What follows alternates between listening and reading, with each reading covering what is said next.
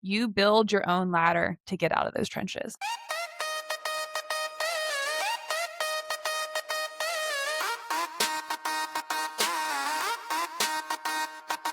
Hey, crew, and welcome back to Trenches. I'm your host, Milan.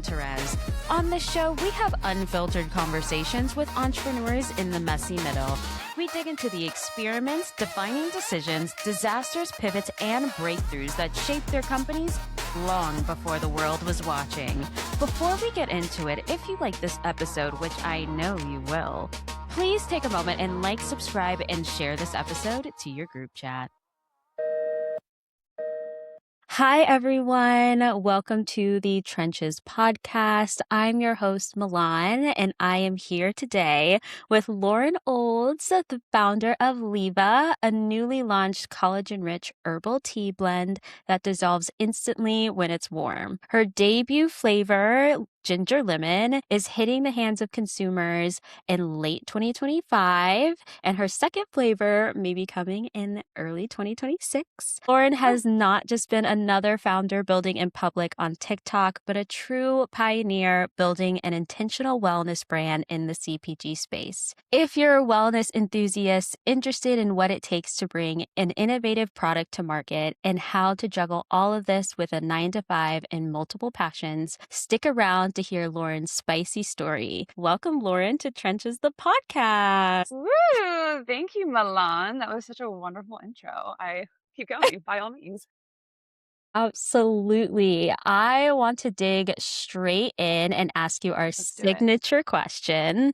What trench are you in right now? Oh, it's very topical because I feel like these past 2 weeks have been the trenches for me. I feel like, you highlighted a little bit in my intro, but I do work a corporate job. I have my 9 to 5. I have Leeva, and I also teach Pilates twice a week. And for the longest time, getting Leeva to launch, I didn't feel the weight of that as much. And I am, a couple months post launch at this point, and I feel like all three of those pillars are on high volume right now. And so my trenches, the past couple weeks, and I'm sure it will continue for a long time, is juggling that, balancing that, and finding a way to remain sane through that process. We are surviving over here. I totally understand. It is that time of the year. It is the beginning of the year, and Yeah, everything is both ramping up and launching. Kudos that to is so you. true. We're going to be digging Thank you. all into how you balance that this episode. The best I can. There we go. So let's dig in. So what is Leva for everyone listening? Yes. So Leva is a collagen-based herbal tea mix. It's a powder form. It has 10 grams of protein from the collagen peptides per serving, no sugar, no caffeine. As you mentioned, our first flavor is ginger lemon, which is a nice cozy flavor, especially if you drink it warm. It can go over ice. And the ginger is a little spicy, so it's going to be a little tingly on your lips, a little tingly on your throat, really offering comfort and warmth. Yeah, and so that's the product I have. All you have to do is mix it with water, and it can be sweetened or unsweetened. It comes unsweetened. That was a whole decision, the formulation process, which we can talk about. But you can also offer a little bit of sweetener to your drink as well. I like a little bit of honey. And it's something that you can drink any time of the day because it's caffeine free. Personally, my routine and my ritual with Leva is to drink it in the morning, no honey. I love the way that it wakes my body up, the ginger and the protein. And then at night, I put a lot of bit of honey in it. And that's my little sweet treat to end the day and to wind down. I love that. I love how you did the dual formula too. I want to dig in a little bit into what was your initial thought process there and having a morning and night and sweet and unsweet. So when I was developing or coming up with the concept for Leva, it took many different variations. Originally, I did have two separate formulas. I was going to have a morning formula that was focused on hydration and stimulating your brain and stimulating your digestive system. That was going to be more in like the adaptogens world. And then I was going to have a nighttime formula that was designed to help you fall asleep, help you unwind, kind of in that category. And the more that I went down that path, a lot of those, the individual morning, the individual night products, there was a lot of things on the market for that. And I could just kind of came to this conclusion. I didn't want to enter a very saturated world. I wanted to have some level of like innovation in what I did. But I also did want to have a drink because I personally crave a drink that I can drink at any point in the day. And as someone who is slightly sensitive to caffeine, it was very clear to me I wanted to do caffeine free, but I wanted to offer variations to it. Like I wanted it to be good hot or cold because people have preferences. I wanted it to be unsweetened because I like unsweetened drinks, but you can add sweetener to it to make it different. So you can kind of like take your own path with Leva, and that was during the formulation process was a big thing for me. Like, I was like, "It has to taste good without honey. It has to taste good of hot and cold." And so, it was really just I wanted that flexibility for any of the consumers that wanted to try it, of make it your own, but at a baseline, you know that you're getting something that's nourishing you, something that is indulgent, and it can be part of your ritual in whichever way you want it to be. I love that. I love how you use the word indulgent. I feel like that is Mhm. a word that you do not hear in the wellness space. The wellness does Yes. not want anything to be indulgent. That is No, strictly for the chocolates, for the sweet treats, and everything like that. So I 100%. love that you're one using that word, but that's also truly how you feel about the brand. You want it to be a part of your ritual. You want it to be part of those indulgent moments pouring back into yourself, whether it be Mhm. morning or night. And that's been since the beginning. Since the beginning, and I have been saying frequently that Leva blends function and indulgence, which for me, and you just pointed out, like, the wellness industry doesn't, like, love indulgence, and my personal belief, my personal philosophy on health is you obviously need to be mindful of what you're putting in your body because that is your fuel, that is what runs your body, so absolutely. But you also need to be kind and give yourself treats, like, that feeds your soul, and that is also incredibly important for well-being, right? Your mind and your body and your spirit also need to be happy, and so throw that honey in there, girl. Get that indulgent little treat at the end of the night. We all need it. So bring me back into the beginning story. What started your Yeah. Leva journey? I know we talked a little bit before the podcast started, but like at all true great female run companies, it started with a silly boy, a breakup, and a girl's trip. So bring me back to the very beginning. Yes, it did actually start on a girls' trip, so that's funny. So I have worked in tech my entire career. I graduated college, went immediately into tech, and that has been my life for over a decade now. And when I turned 30, I'm 32 now, there was a lot of shifts happening in my life. And turning 30 was truly, I know people are like, do you feel different on your birthday? I never feel different on my birthday except for when I turned 30.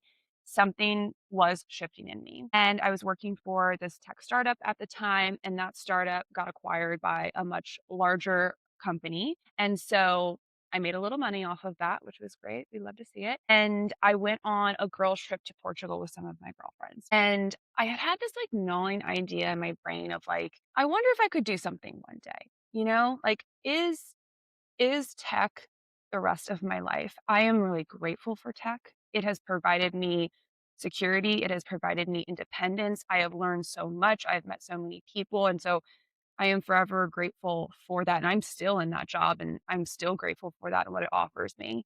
But when I looked ahead many years down the road, I'm like, am I still putting in PTO requests? Is that still going to be part of my life? Am I going to be sitting here and helping someone else build their dream? Is that the life that I want? And to be clear, there's nothing wrong with that life. There's times when I'm like, I wish that that was filling me up because it would be a lot more simple than this. And so I started just having those thoughts more and more. And then I said we got acquired and I got a little something from that, which was amazing. I was kind of at this point in my life where it was, oh, like the responsible thing to do is make a down payment on a house, take that traditional kind of what society tells you the next step in your life is. Like at that point, I was 30 years old. That seemed very reasonable and very Mhm. responsible to think that way. But it wasn't feeling right in my body. Something about that, my body wasn't pushing me towards that goal. And I was like, I think it's because I want to build my dream life. And I've had that mentality for a long time. I very specifically design my life in a way that makes me happy. But this piece was newer for me. And so I was on this girls' trip. We were at a wine bar and I was like, I need to speak this out loud because the second that I start speaking things out loud is when I actually start taking moves. It's like part of the manifestation is like, you got to say it to the people who you care about. And so I was like, listen, ladies, after a couple glasses of wine, I was like, I was like, I'm going to start something. I don't know what it is yet. I don't know what that's going to look like. I don't know what it is I'm going to create, but I'm going to create something and I'm going to sell something and I'm going to make something. And they were like, "All right, you go off, do your thing." And that's really what kicked off the mental process for me, is I had to mentally commit to driving that forward. And it felt good. When I spoke it out loud, it felt good in my body. It felt like it made sense. And then so it took me over a year to come up with the concept of Leva. I knew I wanted to create something tangible. I wanted to be able to hand something to someone. I went through so many different ideas, electronics to, food and beverage, all Pilates equipment, all kinds of things. And I just kept coming back to beverages. And I knew I didn't want to do any alcohol because that was also part of this like shift I was having. I was drinking less and less and taking care of my body more and more. And so I wanted to ultimately create something that blended that function and indulgence, something that was good for you and also got you excited to have it. So that's like the origin story of wanting to start Leeva. It was actually born out of the desire to be an entrepreneur and to build something for myself rather than a desire to build a tea brand. That just came after the fact. And I knew also I was only going to put something out in the market that I loved, that I craved, that I could stand 10 toes down for. And we came up with Leeva. You mentioned this a little bit in your story of that 30th birthday and making your decision to build this new company as a layer, as part of your story and how to expand yourself. How did that decision come for you? Like, how did that really feel in your body to decide, hey, climbing the corporate ladder may not be my goal forever? So, what was Hmm. that moment in time like, and how did that feel? Hmm. I I am someone who really, really believes in intuition. I believe that your body tells you most of the things that you need to know about what you should go towards and what you should take steps back from. And it's not always the easiest thing to listen to your intuition because you have so many outside forces, right, telling you things and discerning between others' opinions and beliefs and society's opinions and beliefs and like what you really intuitively want and like what's good for you. And for the longest time, I was climbing that corporate ladder and I had those goals of taking those steps into leadership and I did it. Taking that step into a direct role and I did it. I have led teams, at one point in my career, I was leading a team that was over 80 people. And in the most recent leadership role, I was leading a team that had three different branches under it. That was, it was all beautiful and I loved it all. And it was very exciting. And naturally for me, the next step would to be in the VP position. And I just remember thinking about that of like, what would that look like for me? What does that look like in the day to day? And the more I thought about it, the more it just, my body didn't crave that. I no longer had that fire in me to climb the corporate ladder. There was something that was missing. And I don't know if that's just, I was getting older and I'm changing. So my desires are changing. But even the money that would come with that, I'm like, I don't want it. If that means that my day to day doesn't change significantly in what fulfills me, right? And so it really was just looking ahead, looking well into the future of if I continue down this path that I'm on, which I could totally do that. Would I be happy? And the answer was maybe, but probably not. and I felt it. I felt it in my body. And if you're not going to be happy, you have to make a choice and you have to make a change. And deciding to build Leva, I knew it wasn't going to be immediate, right? Like I'm a couple months launched and my life's just more chaotic, really, right? It's just like I'm just losing my mind a little bit more every day. So I knew that it was going to be, if you want that for your future, if you want it to look different years from now, you need to start today, right? So that if I wanted the future that I was envisioning for myself, you know, owning my own brand, independently funding my own life through that brand, I needed to start today because it takes years. It took me 2 years from knowing I wanted to start something to actually launching that. It took me 2 years just to get to I'm selling now. It's open. You can buy Leva. And so if that took me 2 years just to get to that point, I knew it was going to take me many years to get to the place where I wanted it to be. And so as soon as I felt that in my body, I knew it was go time. I knew I had no time to waste and it was time to take the first step. You had to get it going right then and there. And I love how Mhm. you really wanted to be stable in your own life and you wanted to be independent in all areas of your life. Everything that you could control and navigate and build strategically for yourself, you wanted to take into your own hands. And so, Mhm. since that being a huge driver of why Leva even exists today, what would you say to encourage like another young woman who is trying to build her own stability right now? Let me take a pause on this one. As a young woman, like when I was younger, I didn't know that what I wanted to be was independent. But what I knew that I wanted was to feel safe and secure and stable. And so every step that I took was, does that lead me one step closer to that? Right. But I will say that that's not everyone's path. And I don't want to ever encourage a path of, hyper independence if that's not the path that's meant for someone. And I like so firmly believe that. I love my path. I love the fact that I rely on no one to have the life that I do. I very specifically have the people in my life that I do because of what they add to it. But I know that everyone is different.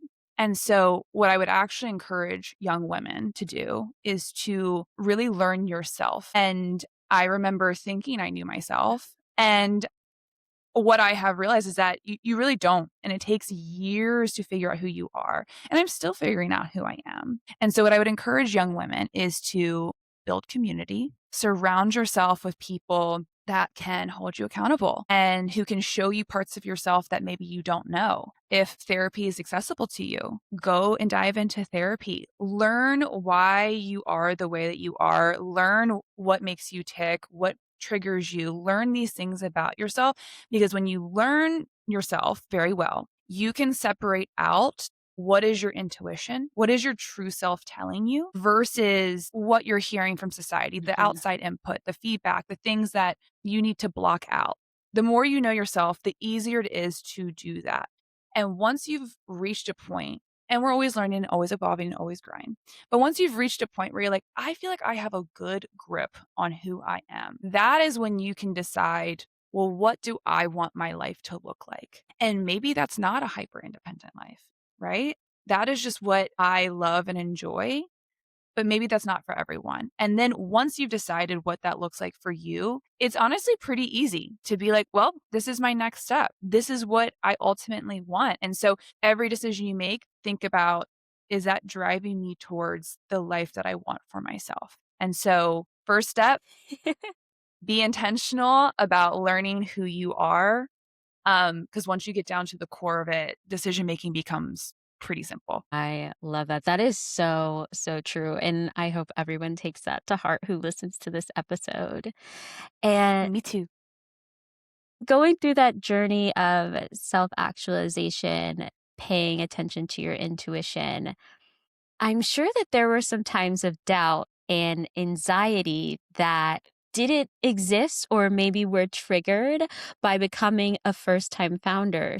So, as a founder who's building in public on TikTok and building their first company, how did you navigate kind of the roller coaster of anxiety, maybe a little bit of imposter syndrome, and the higher stress levels that came with building your dream company as well? Like you care about Mhm. it so much. So, how did you navigate that? Yeah. So building in public and starting a brand is an incredibly vulnerable experience because you're like, I made this. It's like a little art project. I made this and I'm putting it out there for the world to critique. And you're also, I was on TikTok for a year before I launched, and making TikToks is incredibly vulnerable. And you start to see yourself in a different way. Like you're watching these videos back, you're editing, and you're like, you're watching yourself like you've watched other people. Hmm. And so you're seeing yourself kind of for the first time, of how others view you. And you're like, oh my God, what am I doing? Like I'm so out there. I'm so public with everything that's going on. And I've clearly invested immense amount of time and energy and money, and it could all come crashing down the second that I launched this. And so for me, before I started anything publicly, I had to decide, I had to look at the potential paths that Leva could go and how I feel at each path. So the first path, major success, leave it to the moon. That's great. I don't have to think too far. I don't have to think and worry about that too much. That's ideal state. Another path is it does okay. We keep it going for a little bit, but then eventually it kind of runs out and isn't working for some reason. I have to leave it down. Third last option is it crashes and burns immediately and it is a failure. No one enjoys Leva because you can do all the research you want in the world. At the end of the day, you don't know how it's going to be received the moment that it hits the market. And so I had to really sit with those options Mhm. of what will my life be like if worst case scenario happens? How will I feel? Do I feel like that's something I can withstand from many angles? Financially, all of the energy I put into it, the vulnerability of having to tell the world this failed. Mm. So how do I sat with that and I had to think through it and let my body tell me how I feel about it. And my body was like, that's fine. It's That's okay. fine. It's okay. And it really is okay because I knew, again, coming back to like the origin story of Leva, if I don't do something, my life won't change. What's the scientific saying that's like a thing in motion stays in Yeah. motion? Whatever that like, someone knows that better than I do. And so if I just stayed in motion, nothing would change. And so failure for Leva, while it might have been failure for Leva, it wouldn't be a failure for me. Yeah. And I really sunk into that. And if Leva failed tomorrow, if it went down tomorrow, I will have learned so much. I will have grown as a person. My community has grown exponentially since I started Leva. Just being at these events, meeting other founders, really, really deepening myself in the San Diego community has been like the best part. So there has been so many tangible wins just in the couple months. And also because I've done a lot of work on myself over the past several years, I, emotionally speaking, I can handle that. And I knew I could. I was prepared for worst case scenario. Luckily, that's not the case. That's not what happened. No, everyone loves Leva. Everyone loves Leva. Yay. But I had to be prepared for that. And it was kind of like me talking to me, Mhm. older me talking to current Lauren. You'll be okay, girl. Whatever happens, it will be okay. And you have people who love you. So just do it. And they really did show up for you. I wanna dig into a little bit of your documenting your first rounds of consumer testing and getting into Yeah. really the formulation of how you did this. This is all those little technical questions for our founders out there Fun stuff. wanting to build in the CPG space for sure. So you said you started a year ago on TikTok. I scrolled all the way back, girlfriend. It was so much fun Oh, back she then. did I it. really did.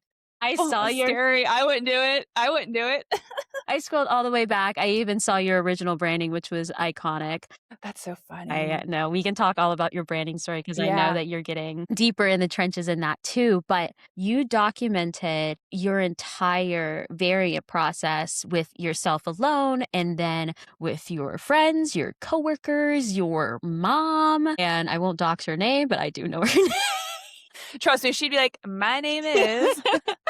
There we go. So I want to hear before we get into the good, I wanna hear about the worst variant that you had. What was the one Yeah. that just didn't taste good, and what happened there? So, funny enough, most of the variants for ginger lemon were, decently good. I will say it was probably the first one. The Mm, first variant, which makes sense. It was our first crack at it. The reason why I didn't like it was because it had monk fruit in it. interesting. And this was, like, before we decided sweetened or unsweetened, and I can, like, dive more into that. The original ask was to use honey powder to sweeten Leva. So it was gonna come pre-sweetened with honey I powder. didn't even know you could powder a honey. You can powder anything, but the problem is that honey powder is very voluminous, so it essentially would have doubled the volume of the formula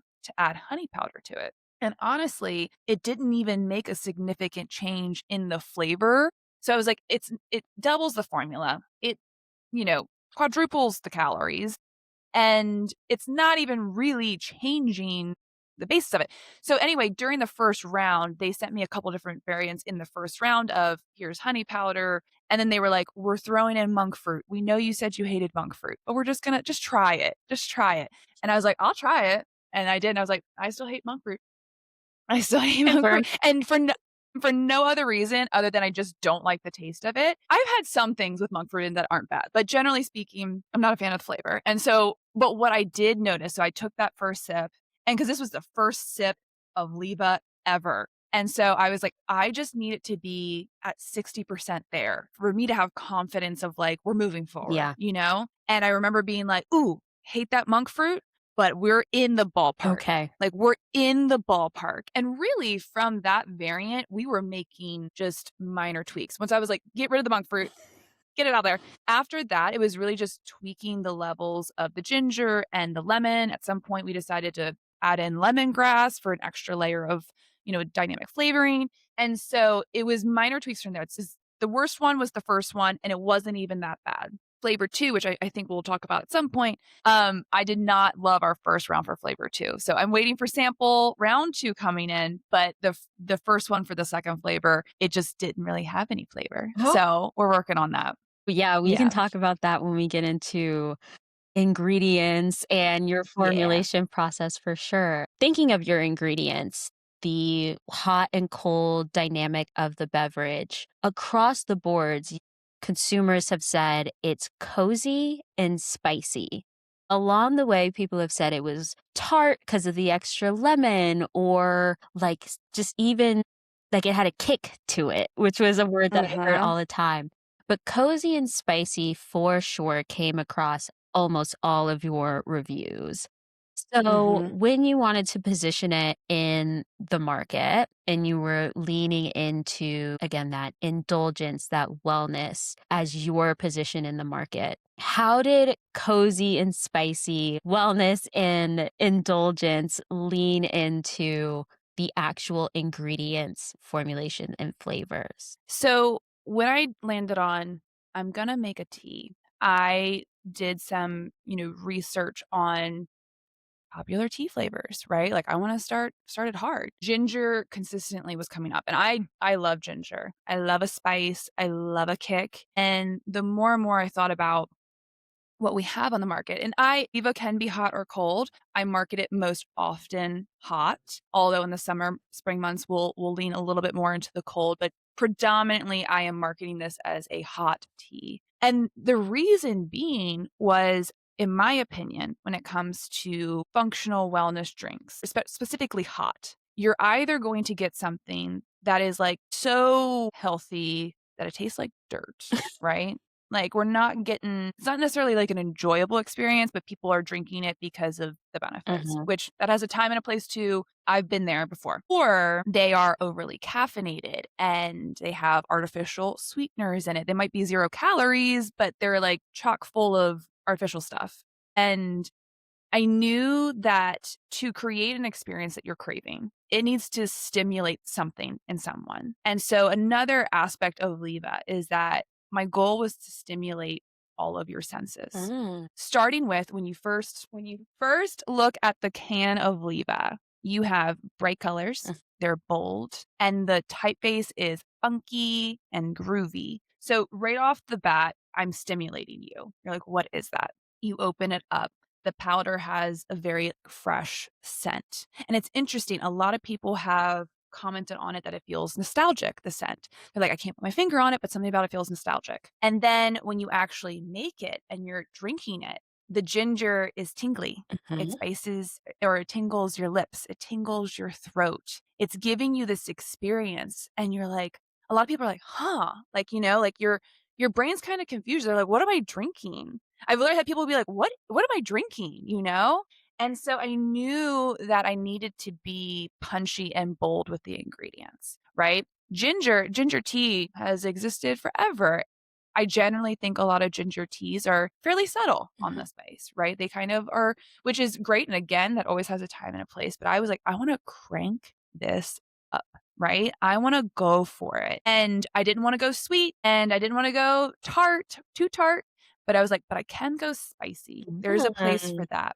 And so I just knew that ginger was going to be the dominant flavor. And because it does create that cozy, nourishing feeling, it also has genuine benefits to it.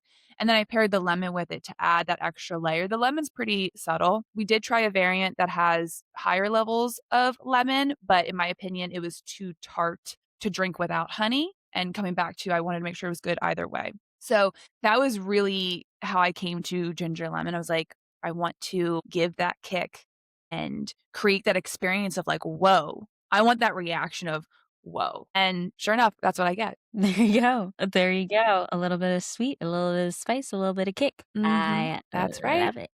I love it. I love it.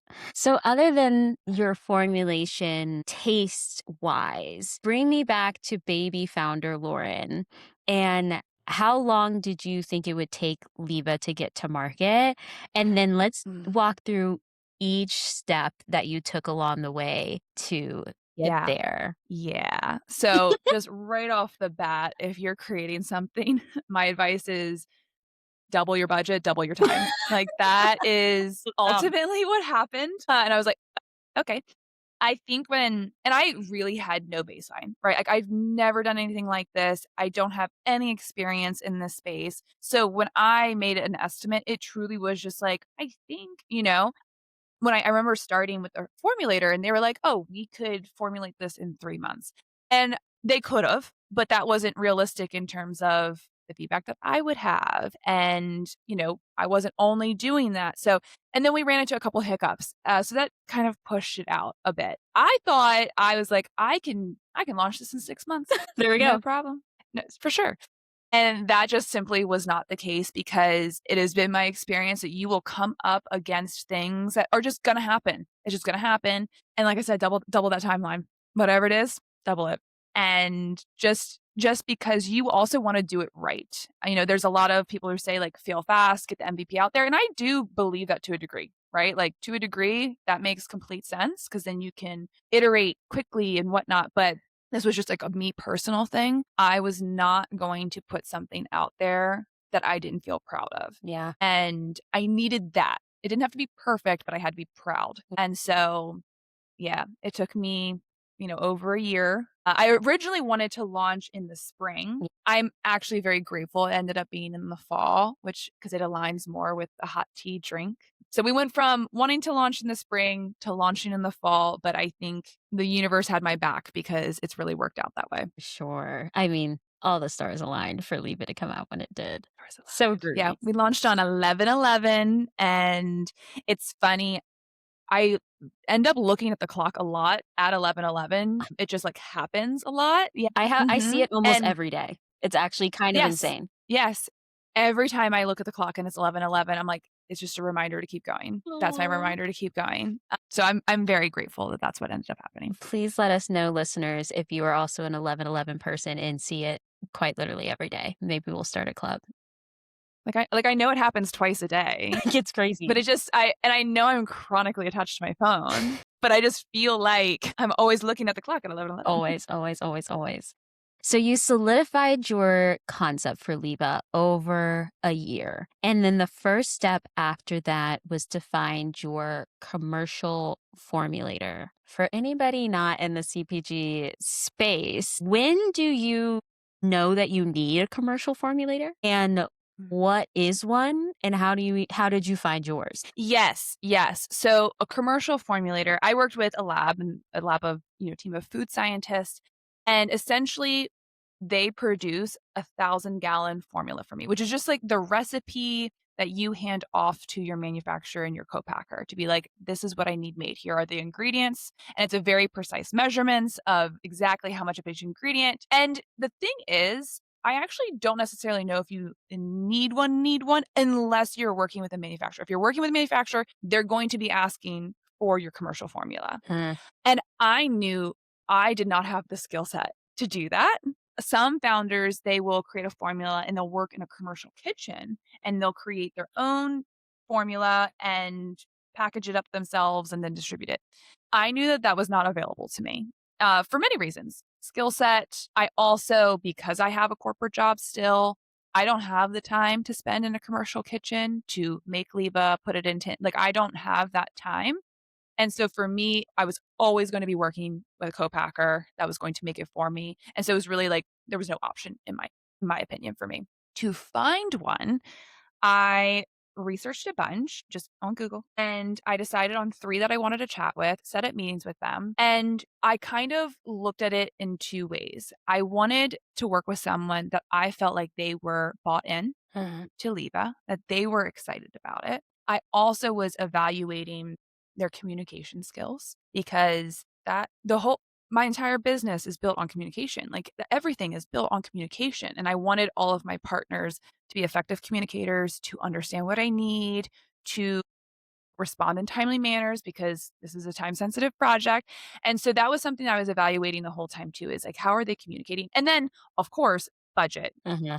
All of these formulators, they're gonna have a different price, and so if it doesn't fit your budget, you can't do it. Yeah. Funny enough, the formulators that I ended up going with, they quoted me one of the lower prices, and there was another formulator that their price was like double, triple, I can't remember. It was like way, way higher, and so I went back to the folks that I ended up going with, and I was like, "Hey, I really like you all. You seem bought into this. I like our energy and how we like chat together. But weirdly enough, I'm kind of concerned because this other person is quoting me like 3 times your rate. Why are you so Low. cheap?" Yeah, like what's going on here? Like, is it I'm concerned about quality at that Yeah. point. And he was like, listen, I've been in this business, I think it was like 20, 30 years, something like that. And he is like, I think that my price is incredibly fair for what we're providing you. I care about repeat customers. I care about loyalty and I care about these relationships. And I'm not going to price gouge you. So he's like, you can go with them and you can pay more, but I'm offering you this service at a price that I think is incredibly fair. And I was like, you know what? Sold. That got me. That'll do it.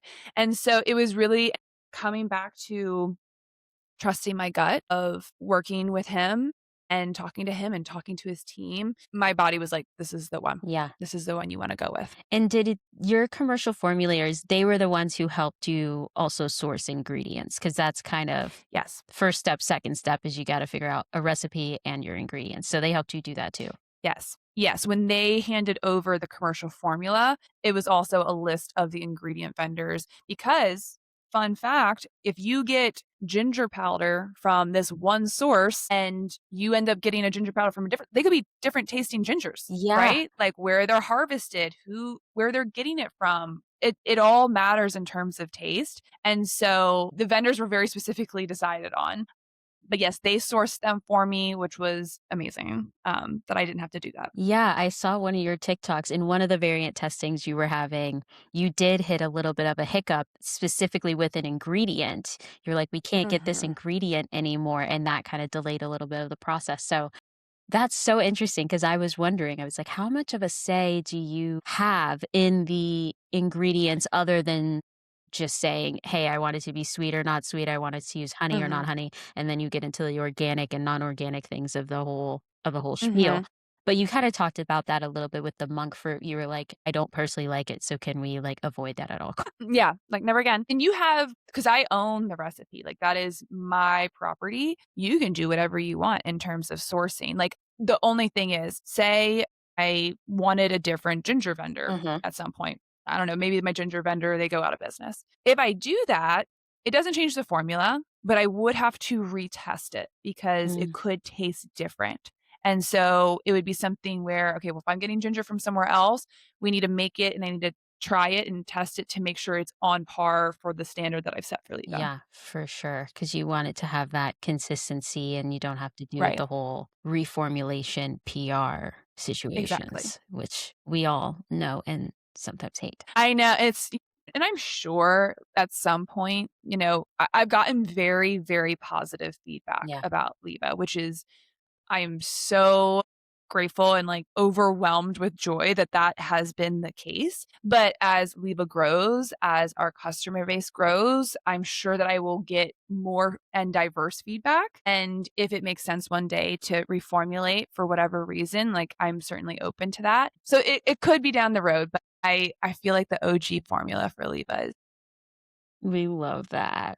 And then the next step in the process, once you figured out your formula, your ingredients, you had been working on branding the entire time. And you did say that you wanted it to Mhm. be groovy and fun and stand out against the traditional wellness space and what you think about that. Yes. And you even said the hardest parts for you were deciding on the name and your primary color. So, how Girl. It was so let's hard. talk naming and your primary color, and then we'll go into packaging, how it really came to life. Yeah. Yeah. Is quite literally the hardest decisions, the longest, most painful decisions, name and color. For the name, I had originally talked to this marketing agency and they had a service specific to naming. They're like, we can help you name your company. We'll have like a little brief session where we talk about what you're like looking for, and then we'll come back to you with some names. And they were basically explaining that there's a couple of different ways that you can name a brand. One is just real spot on. And I can't remember the names they use, but there's like, for example, if I was starting a Pilates studio, Lauren's Pilates Studio, right? Like you can just name it for exactly what it is. Like that's one way. Another way is to kind of allude to what it is. An example of that would be like I have a friend who owns a assisted stretching business. Their name is Alpha Align. And so it's not explicitly saying what they do, but it is pointing in that direction of what their business is. Mhm. And then the third category is just a vibe, essentially. And Vibes. for example, I actually don't know if Fanta means anything, but if you think about Fanta soda, no one knows what Fanta, I don't know. And maybe I'm being ignorant here. I don't know what Fanta means, but it's just a vibe. It's the vibe of what they got going on. And that is what I wanted. I wanted it to just be a vibe for what the brand is. Mhm. I also knew that I wanted it to be feminine, but not overly feminine. And I also knew that I wanted it to almost be like a human name, a name that you could name a person, because I oftentimes personify Leva. I talk about Leva as a she. I talk about her, me and Leva. Leva's this, our girl Leva. And that is part of my marketing strategy is personifying her. I remember when I was working with my branding girl, I was like, Leva is your cool aunt who will make you eat your vegetables, but will also give you a cookie. That's so That true. is the energy that I wanted Leva to feel like. And so many, many, many Google searches later. So to finish the story on the marketing firm that was helping me, they came back with a bunch of names, but none of them were resonating. But it was a helpful exercise to Yeah. get me in that mindset of how to think about naming. And I did a Google search on all these different ones and I got spit out Leva. Mhm. And I was like, that made me pause. I was like, Leva. I kind of like it, but people might be like, is that Leva? Is it Leva? I don't Mhm. know. And I was like, if I add an E, make it very distinctly Leva. And I was at my sister's house because, oh my gosh, I was probably annoying my sister so much because I was just spitting out names the whole time I was there. And I was on the chair and I said, Leva. And I like looked at her and she looked at me and we were like, yeah, that's that sounds right, and it hit all the criteria. It sounded like it could be a person's name. It was feminine, but not overly so, and it had this, like, vibe to it, and so I sent it to my designer. I was like, "Leeva." I was like, "What can we do with this?" And she was like, "We can do stuff with this. Like, we can make this cool." And I was like, "Move forward." And I had to decide that because I'm also a little crazy type A person. I had to decide that before I got my business bank account, before I Mhm. started my LLC, before I started my trade work, all that stuff. And so it really was a blocker. I was like, I have to figure this part out before I take really any other steps. And so, but as soon as I said it out loud, you were like, yeah, You're like, "That's it. That's this the is it. one." That's the one. The sigh of relief that I let out after that. And then with the color, so originally, bring this back. Originally, when my designer was showing me mock-ups, the red color was like a green, and the peachy color was more of a yellowish color, Mhm. which is very traditional for ginger lemon teas. If you go in the tea aisle, if you're looking for a ginger lemon tea, it is most likely going to be like greens and yellow hues. And one, I didn't want to be like everyone else. I didn't want that to be the case. And also, I really wanted to signal the spiciness. I Mhm. wanted to mentally signal that this has a little bit of heat to it. And I wanted it to be bold. And for me, bold and spicy meant red. Like that Yeah. meant red. And it's also incredibly eye catching. That was something that I kept in mind, like on shelves in grocery stores. I wanted to be like, what is that?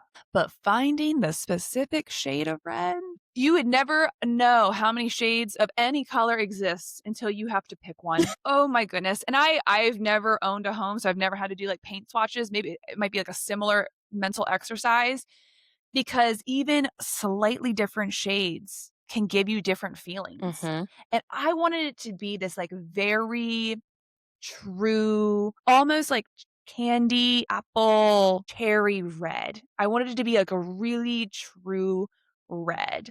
And so, weeks and weeks later and annoying my designer for I don't know how long, we finally got there. And it was a very similar thing. The second I saw it, that was it. I Yeah. was like, we are done. We love a We decisive finally hit it. woman. We love a decisive woman. You're like, "I just have to see it." And once I see it, I'm I like have to see it. lasered in. That's the one. Yes. I love Yes, I that. have to either see it, taste it, hear it.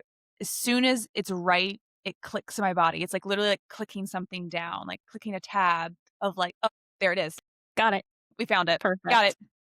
Mhm. So you had decided on the color, you decided on the name. Now let's go into packaging, manufacturing, and co-packaging.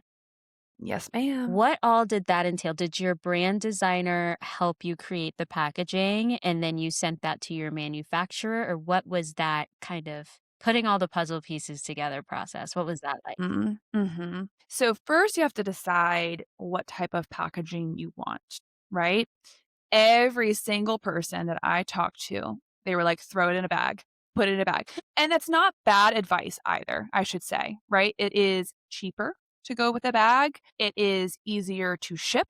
It's gonna be cheaper to ship. There's a lot of things that if this was in a bag, my life would be much easier. But I was like, once again, let me just not do what other people are telling me to do. I knew that I wanted it to be an experience. Mhm, And when I think about a zip up bag with a scoop, I think convenience. I think more sports, like protein powders uh-huh, and stuff like that. And it just wasn't resonating because for me, Leva is about slowing down, uh-huh. taking a moment for yourself, having that experience. And also, I want it to look good on your counter. I Sure. want it to be something that's fun to like put there and display. No one's going to display a bag. No one's going to do that. Immediately in And the cabinet. immediately in the cabinet, and I understand why. And again, those products have their purpose and have their place. But if I wanted to create something that people craved, that was a ritual, that was something that every day they looked forward to, the taste of the product isn't the whole equation, Yeah. right? It is grabbing the can, clicking open the lid, taking that scoop, like that's part of it too. Humans love experience. And so I was just trying to think very meticulously about that. And I liked the can idea. I also, this is kind of like a coffee tin, right? Mm, It kind of brings that nostalgic back because it's a throwback to slowing down and having that tea, but we're modernizing it. yeah. We're taking it to like the new fun level. So I decided on this and I essentially sent over once I found the packaging, my designer mocked up the packaging design for it.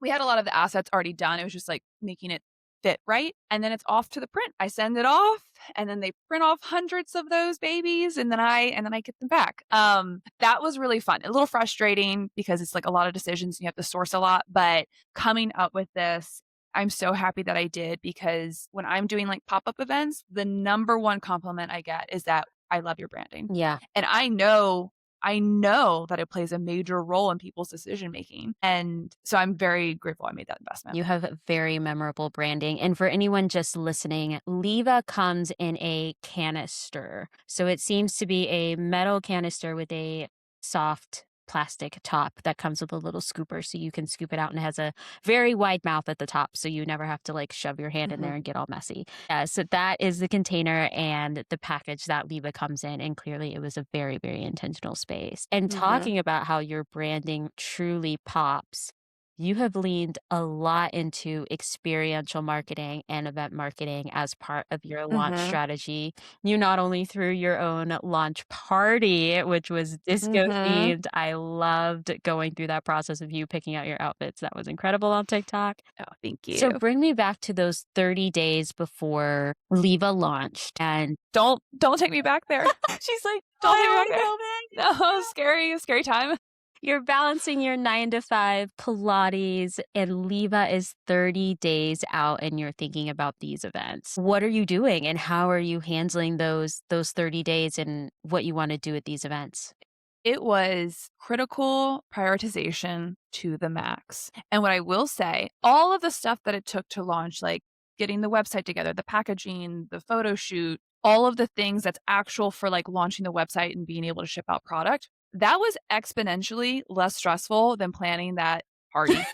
That party, because it was over 100 people. And when you are responsible for over 100 people's night, it's a lot. And I've actually encouraged founders who have asked me, I have encouraged them. It was very good for Leva's brand. A lot came from that party, and I am happy that I did it. I don't know if you need to do it at that scale for your own sanity's sake. And so those 30 days leading up to it, it was chaos. It did feel like chaos because I have my corporate job and that has to take priority. But at the same time, I need to be paying invoices, sending out promotional content, getting people to sign up for the party, making sure that I have a website that's going to be able to go live. The website wasn't done the morning of launch, which is a whole other story.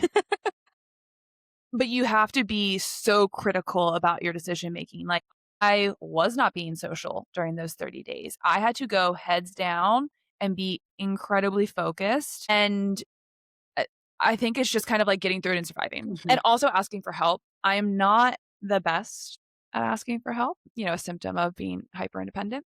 But I've had to learn that one, people around me want to help me. And two, you don't get any awards for doing things alone. So I enlisted the help of my friends and my family. I had my parents, they flew in. My friends were with me throughout the whole process of how can I help? What can I do? And they stepped up so well, which was incredibly beautiful. So it really is just focusing on what's the most important and also not harping on perfection. So much about the launch was not perfect. And there are things that I still haven't even touched from launch.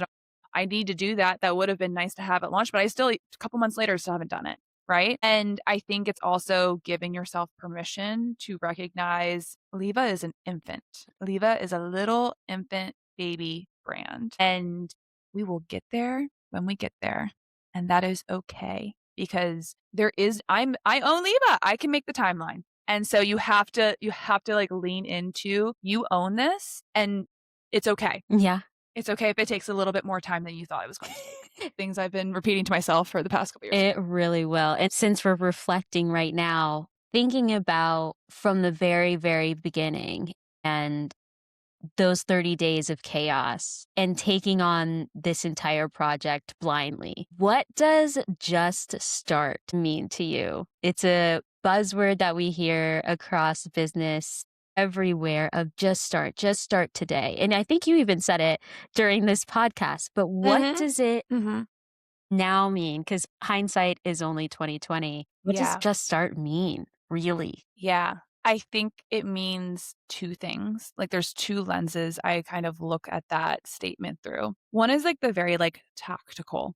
Do the Google search. Literally, I think when I started Leva, I was like, how do you start a beverage brand in Google? Like, what is step one? And that is major, right? Get yourself physically moving on the steps and just see where that takes you. Listen to that body. You take the first step. How do you feel? Okay, take the next step. It is just one step at a time. It is building blocks. You're building a house and you can only do that one brick at a time. So do the next brick. See how you feel. Evaluate every time you're laying that brick down of do I want to take the next step? And I apply that to all factors in my life, not just building Leva. Yeah. Like when it comes to dating, do I want to take the next step? You can apply that to every single thing in your life. And so it's no different here. Take that first step, see how you feel. Take it, take the next one, see how you feel. So that's like one lens because people think I've even had people tell me, someone who does not know what they're doing, well, they'll be like, you look like you have it all together. And the thing is, no, we don't. No, we don't. I have my life together in many, many ways. I'm very responsible, blah, blah, blah. But when it comes to owning and building a brand, I am learning every brick. Every brick I'm laying down is me actively learning how to do it. And people will look at fully built houses and they'll be like, I can't do that. I don't know how to do that. Mhm. That's okay. You don't need to know how to build the house. You just need to know how to lay the first brick. And it probably starts with a Google search. So just Google. So that's where we start. But then there's also this whole mental, emotional, spiritual side of getting started. You have to have a high level of confidence and belief in yourself to do this because you're kind of doing something a little crazy. Yeah. You're doing something that, statistically speaking, is unlikely to produce the results that you want it to produce, right? And so you have to be just a little crazy enough to think that you could be the person that gets there. And I say this a lot to my friends, and one of my friends particularly hates it. But my saying that I always say is we are all going to die eventually. One day we will no longer be on this earth. And if we don't take the steps that our soul is calling for, what is the point? Life is a game. You are given resources out of hard work or privilege. What are you going to do with those resources? You get to decide.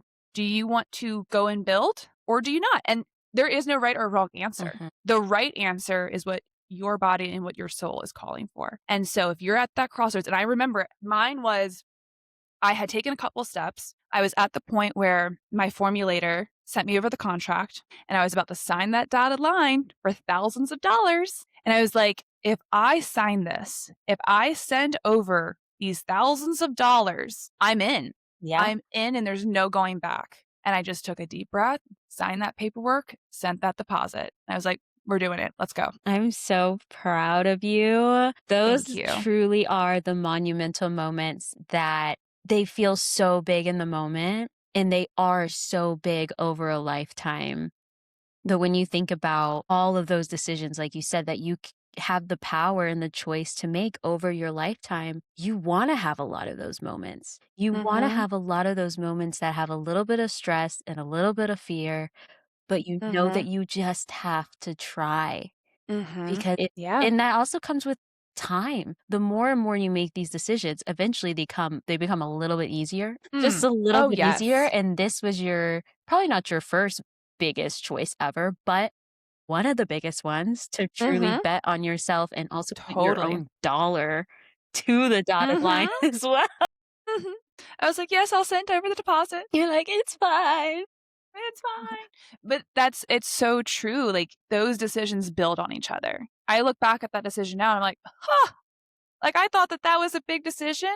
They really do build, and you build confidence in your decision making throughout that process of like, "That went well. Okay, what's the next thing I'm decided on?" And you will look back and you'll be like, "I'm so happy I did that. Ah, I'm so happy that I just committed. And so listen to yourself. Your body will tell you what you should be doing. Absolutely. And I know you talk about intuition a ton. What is your belief, I guess I should say, on women's innate ability because of our intuition to find problems and gaps and faults in markets and systems? And how does your intuition play in that? Like, how can you find your zone of genius really to find those problems and gaps as a founder? Mhm. I mean, I love women in general, like, just point blank, I think women are so incredible, and I do believe and obviously I've never been in a boy brain. I don't know what's going on in a boy brain, but I know for me as a woman and the other women that I surround myself with, we are much more in tune with that, what's in our gut, you know? And I think that I could even see an argument of like, from like a biological standpoint, women do need to be kind of on our shit with that, right? Like we create life and we raise life and we have to have a keen eye for things because I think instinctually, like it could be life or death, you Yeah. know? Like, that is part of what is ingrained in us, which I think is such a beautiful and amazing superpower that women have. And I think it really starts to get into that zone. And I kind of already touched on this, but the first step is you have to know yourself very, very well.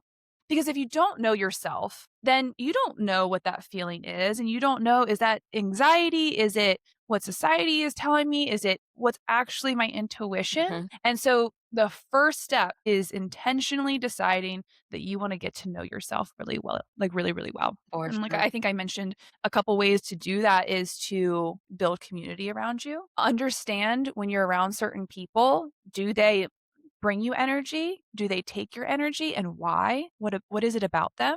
What makes you tick? What triggers you? And understanding that more and more, you will break into that intuition and it will feel so second nature once you really hone in on it. But it took me years. It took me years to get there. I didn't always listen to that intuition.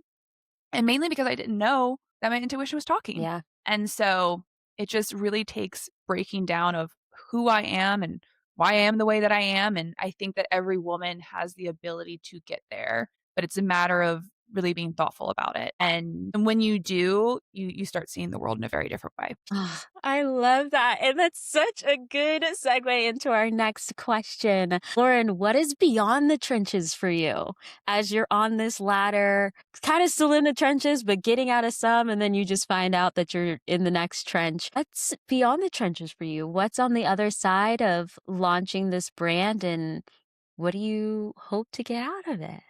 It's such a good question. And I remember before I launched, people were like, well, what do you hope is going to happen? And at that point, I was like, I just hope that someone buys it, right? Like, Amen. I just hope I get one sale that comes in. And if I get one sale that comes in, I'll feel like I did something that's not from a family member, you know, like someone that I don't know. If someone buys it that I don't know, and then that started happening many, many times. Mhm. And now I have repeat purchasers, I have subscribers. And so it's like every time I hit another milestone, then I think about what's the next milestone. I have some pie in the sky dreams, right? You know, as mentioned, I'm in my corporate job, and I think that I will be in my corporate job for some time because, like I said, I value stability, and it's also giving me flexibility to invest in parts of Leva financially that I don't have the skill set to own. So I think I'm going to be in that for a little bit. But the goal, coming back to that independence piece, is to fund my own life through Leva, create the stable and independent life that I have now, but through Leva. Because the only thing right now in my life that I rely on from someone else is the paycheck from my corporate job, Yeah. which again, beyond grateful for. I need it.